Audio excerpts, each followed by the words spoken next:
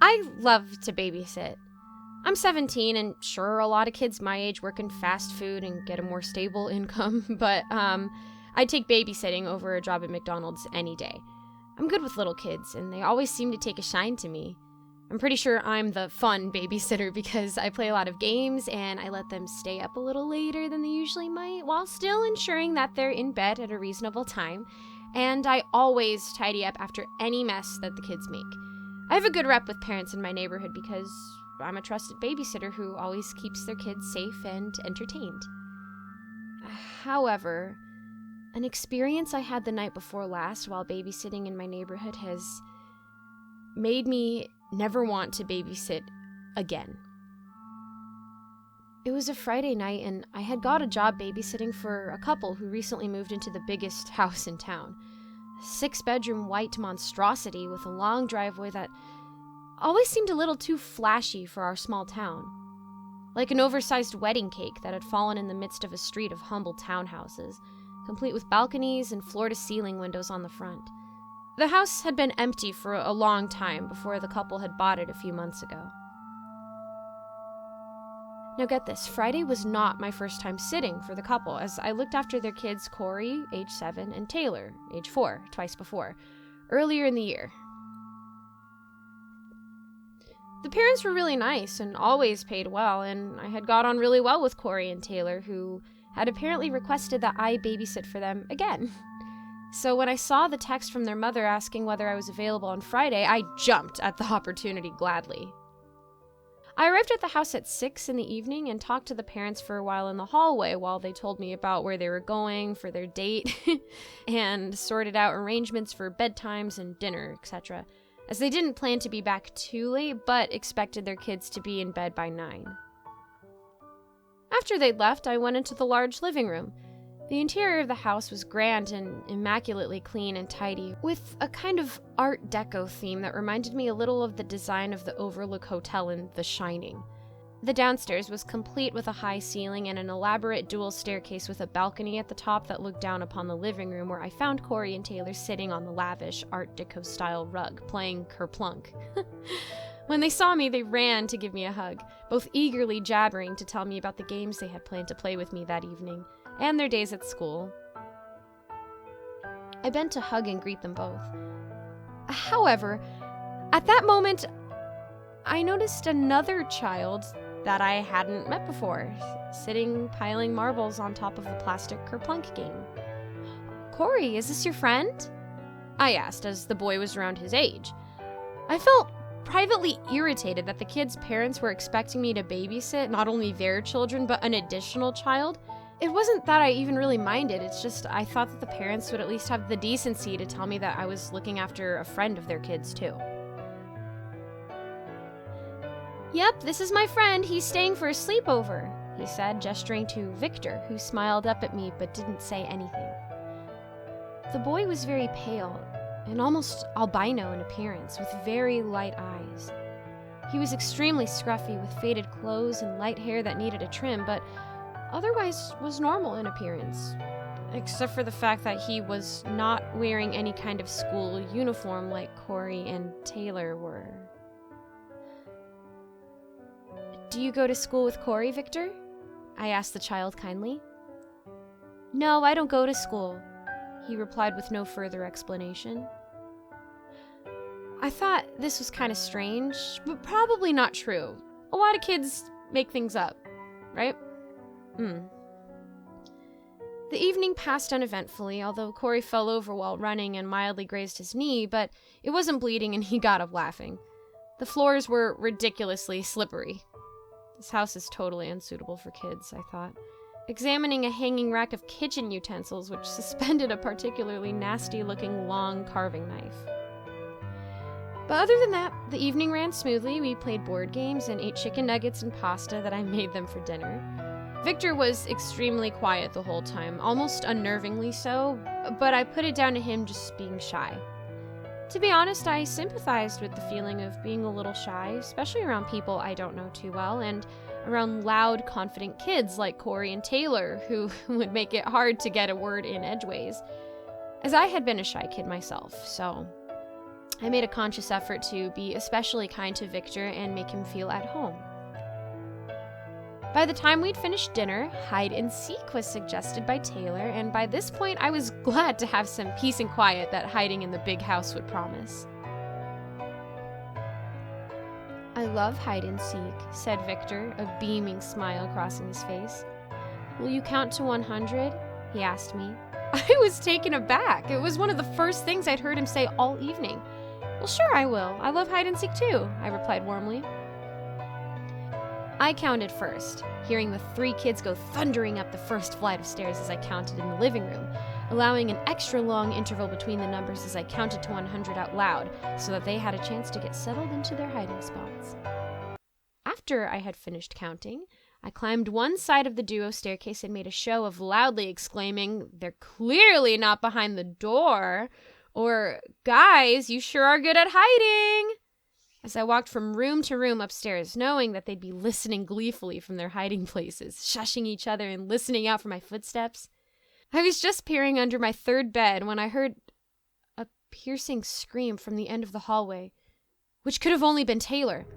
All pretenses dropped. I sprinted to the end of the hall where the scream had come from to find Taylor cowering on the windowsill, curtains half closed, framed against the background of the inky sky, the room only illuminated by the dim glow of the hallway light, shining on her face, crumpled up in fear and anguish. I ran to her, lifting her off the low windowsill, hugging her and sitting on the bed, patting her back until her tears stopped. Once she had calmed down a bit, I asked her what was the matter. She blubbered in a tearful voice that Victor was scaring me. And then she turned to look towards the door and glanced around the room, strangely stopping to gaze fearfully at the top of the high wardrobe and whispering, "I don't like Victor." What did Victor do, hun?" I asked. No reply. I repeated the question, but Taylor sat silently sobbing in my lap.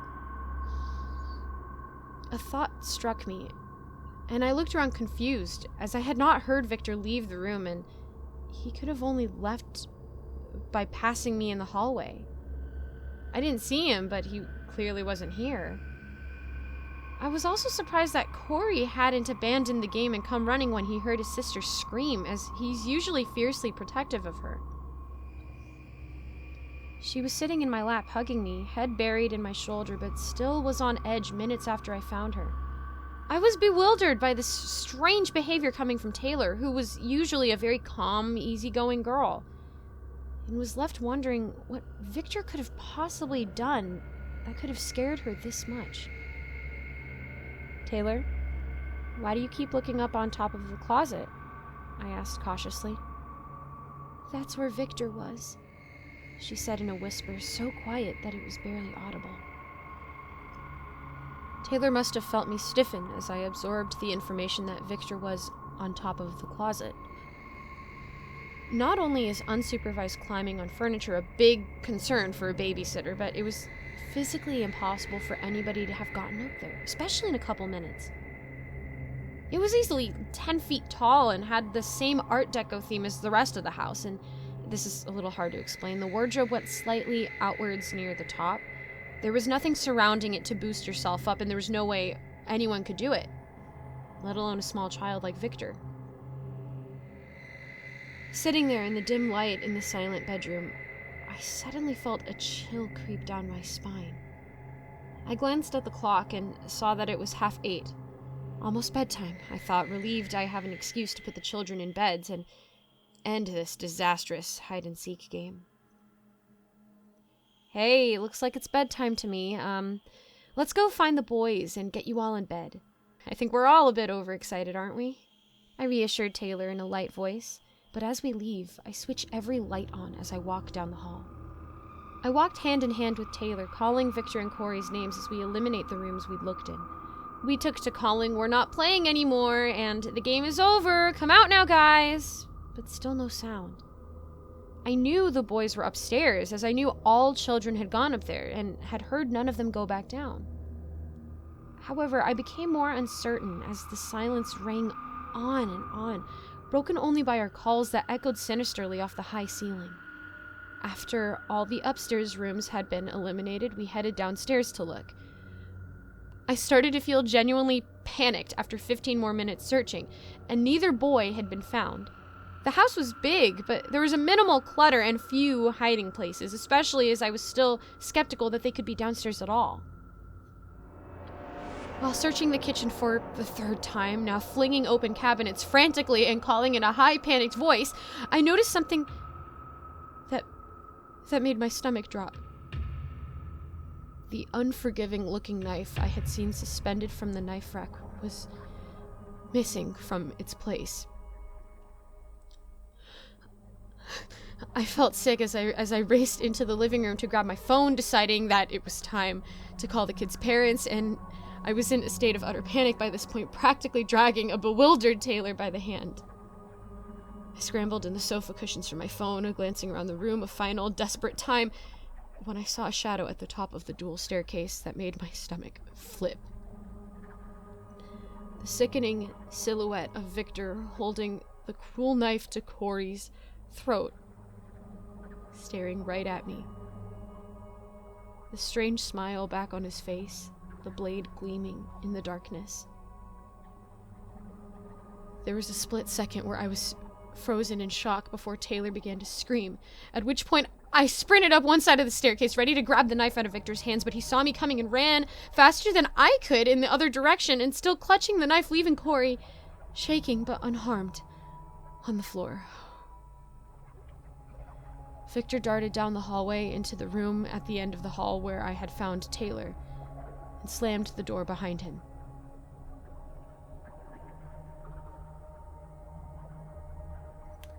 I scooped up Corey, was shaking hands, and carried him back downstairs to his sister. I sat on the sofa with both Corey and Taylor in my lap. Both were crying hysterically. At that moment, I grabbed my phone and feverishly called Corey and Taylor's parents again and again, but they weren't picking up. After 3 calls that went to voicemail, I was about to call the police when I heard the door begin to open up, and with a wave of relief, I heard the voice of the kids' parents arriving home. When they saw Taylor and Corey still awake, their mother looked angry, but then noticed the tears and rushed over to us, scooping up her anguished children. We all began to talk all at once to the bewildered parents, both children still crying, but the father silenced us and gestured to me to talk. I told them everything I've just told you. I'm sure they thought I was crazy because they looked at each other in stunned silence once I'd finished my story, but didn't give any response. After a few seconds of silence, the children's father left the room and returned less than a minute later, clutching a gun. We all went upstairs to look, led by the children's father as he entered the bedroom at the end of the upstairs hallway. He slammed open the door. There was nobody in there.